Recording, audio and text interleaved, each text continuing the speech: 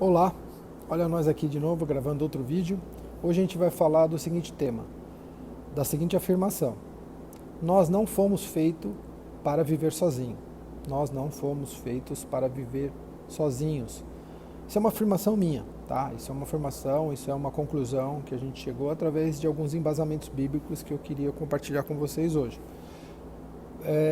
E é uma época bem na contramão, né, disso que a gente está falando. A gente está falando para a gente se agrupar aqui, a gente está falando que o relacionamento, que é bom viver junto, viver em comunhão, e o momento agora pede para a gente se isolar, para a gente viver em distanciamento social, etc e tal. Mas vamos ver como Deus constituiu a família e outras uniões de pessoas, né? Outra união. Por exemplo, a primeira parceria, o homem e Deus, né? Lá no começo de tudo, né, quando Deus foi fazer o homem, está no capítulo 2, verso 7, diz assim: então, do pó da terra, o Senhor formou o ser humano. O Senhor soprou no nariz dele uma respiração de vida, e assim ele se tornou um ser vivo. Então aí eu acho que é uma passagem muito bonita, porque você imagina uma pessoa nascendo, uma pessoa acordando, e a primeira imagem que ela tem é do seu Criador.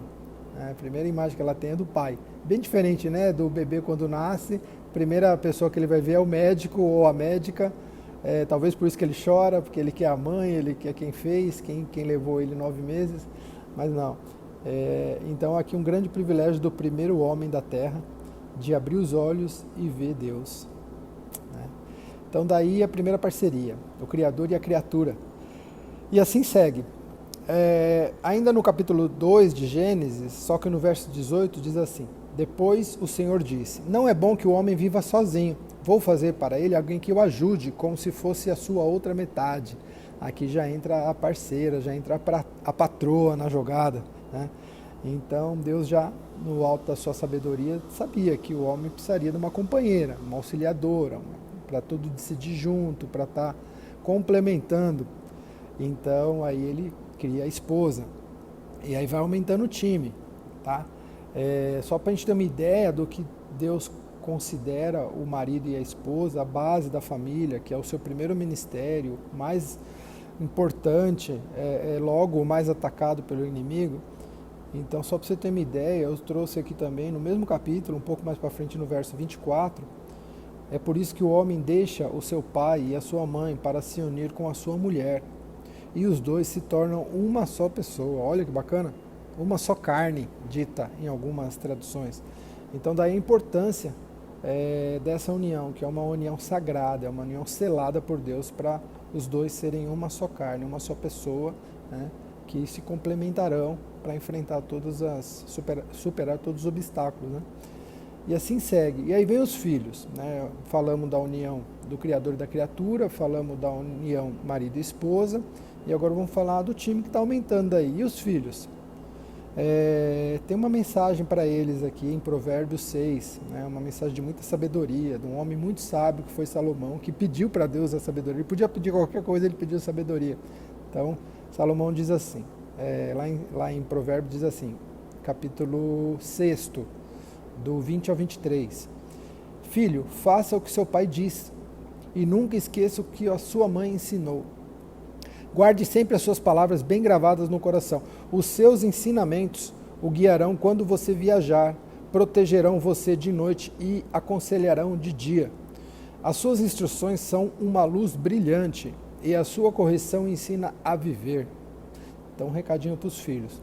Consequentemente, para os pais, Deuteronômio, capítulo 6, de 5 a 7. Portanto, amem o Senhor, nosso Deus, de todo o coração, com toda a alma e com todas as forças. Guardem sempre no coração as leis que eu lhes estou dando hoje, e não deixem de ensiná-las aos seus filhos. Repitam essas leis em casa e fora de casa, quando se deitarem e quando se levantarem. Então aqui Deus está aconselhando, está, enfim, ensinando tanto os pais na relação com os filhos, e também dando um recado para os filhos na relação com seus pais. Tá certo? Então, já era sabido que não ia ser fácil, já era sabido que a convivência ia ser complicada. Inclusive, um parênteses, né, para essa fase que a gente está passando, que a gente está vivendo muito intensamente. Pais e filhos, maridos e esposas, irmãos, por causa do distanciamento social, do isolamento. Então, a gente tem muitas coisas negativas acontecendo, tá? Então, aqui fica aí o alerta, né? Fica aí o conselho, né? Fica aqui a determinação, né? A recomendação de Deus para essa união. Então, é algo abençoado por Deus e Ele dá diretrizes, Ele dá a base, Ele dá a sustentação para a gente passar por essa fase e por tantas outras que vai vir. Não ia ser fácil os relacionamentos, mas é algo sagrado que é a família. E assim vai. Por exemplo, outros relacionamentos, outras uniões, né, de pessoas mencionadas na Bíblia também, que a gente traz aqui como para endossar, né, essa afirmação que a gente falou lá no início. Como assim a gente não foi feito para viver sozinho? Eu sou o cara, eu sou autossuficiente, enfim. Hoje a vida moderna nos impulsiona para a vida isolada, para a vida carreira solo, né? Tantos relacionamentos aí, mas na verdade a gente tem que buscar o projeto inicial e a gente está aqui para falar quais são os planos da família, né, do indivíduo, enfim, original, feito por Deus. Então tem algumas socializações, né? Considero socializações assim, relacionamentos como famílias, no sentido de sogro, sogra, pai, mãe, distantes já, né? Famílias distantes, amizades, né? Amigos de trabalho, etc. Né? Então, tem algumas pessoas que acrescentaram muito, tem algumas pessoas, algumas uniões de pessoas relatadas na Bíblia, que nos ajuda muito a entender o sentido, né, de Deus para essas uniões e também entender e ficar sabendo quais eram os planos dele na vida dessas pessoas e na vida daquela comunidade. Já começa a falar de comunidade. Neemias, por exemplo. Neemias foi um cara que atendeu a um chamado, precisava ser feita a reconstrução do muro de Jerusalém e Neemias foi a pessoa indicada por Deus para estar realizando tal tarefa. Só que sozinho ele não ia chegar a lugar nenhum.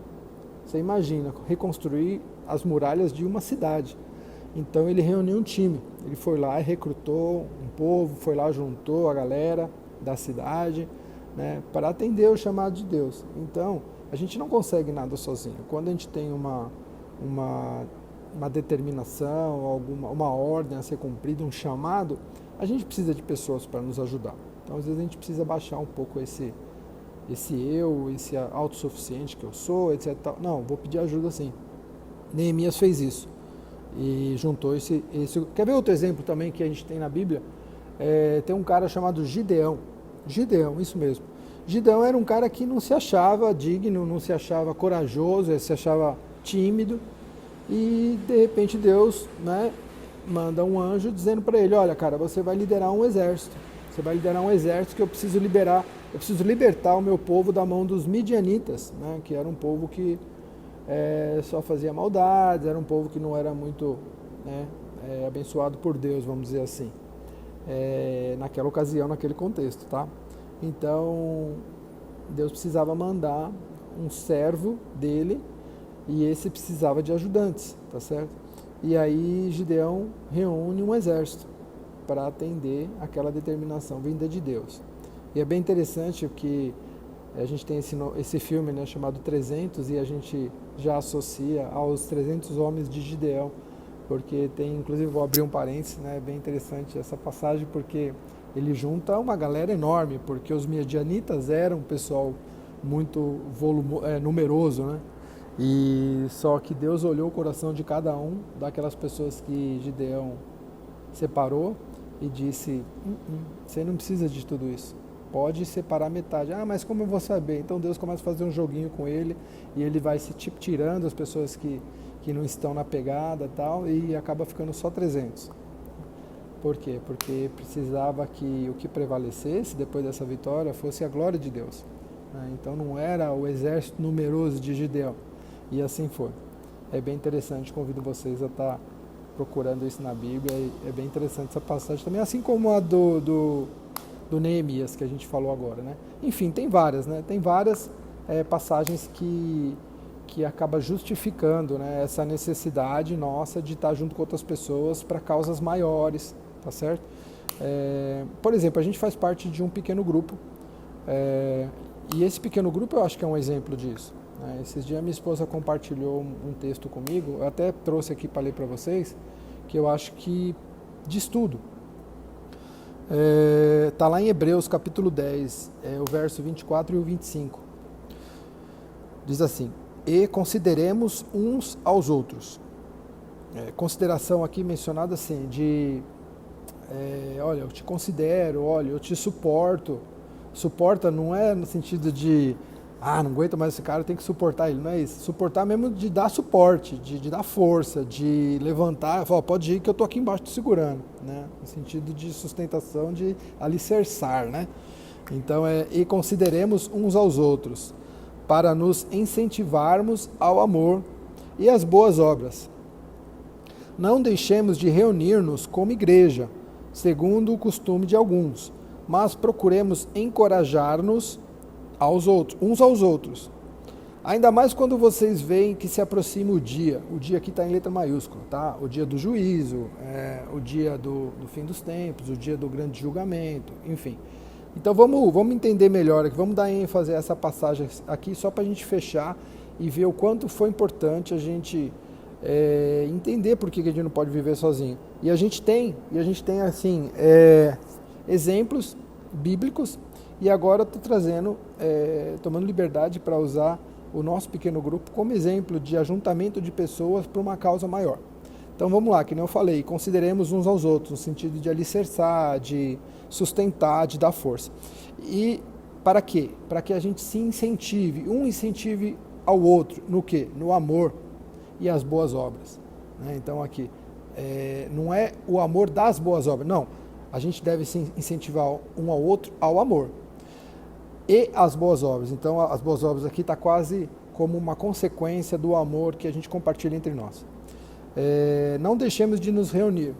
A reunião é muito importante. Atualmente está sendo feita de forma online. Na verdade, agora a gente está até fazendo esses vídeos para... Então a gente tem que incentivar a gente estar junto. É uma celebração, uma comunhão, uma reunião familiar, todo mundo em volta de uma mesa, né? Então isso a gente tem que incentivar. Aqui é a igreja mencionada como costume de alguns, né? Aqui está respeitando cada um a sua religião. O importante é você ter o prazer de estar ao lado das pessoas. E a gente tem que estar junto também para quê? Para que a gente possa encorajar um ao outro, né? Então quando um está fraquejando, o outro vai lá, não, mas que é isso? Vamos lá, já passei por um problema semelhante ao seu e resolvi assim, né? Ou se for um problema desconhecido para os dois, que os dois juntos podem passar, né? A própria palavra diz que dois é mais forte, né? Quando um cai, o outro está aí para levantar, e assim vai. Ainda mais quando vocês sabem que está chegando o dia, né, do julgamento. Então, ou seja, frente a uma grande dificuldade que vai vir, ou frente a todas as outras dificuldades que possam vir na vida, a gente está junto, com certeza é muito mais fácil ou menos doloroso de passar do que quando a gente está sozinho.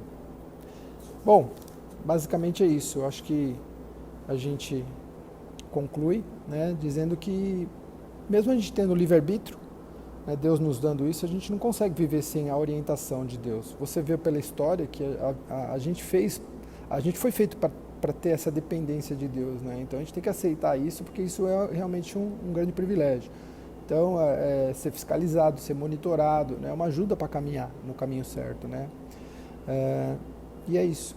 A gente foi feito para estar conectado com Deus, né? Assim foi feito lá atrás e lá na frente vai ser também dessa forma. João 3, 35 a 36 diz assim,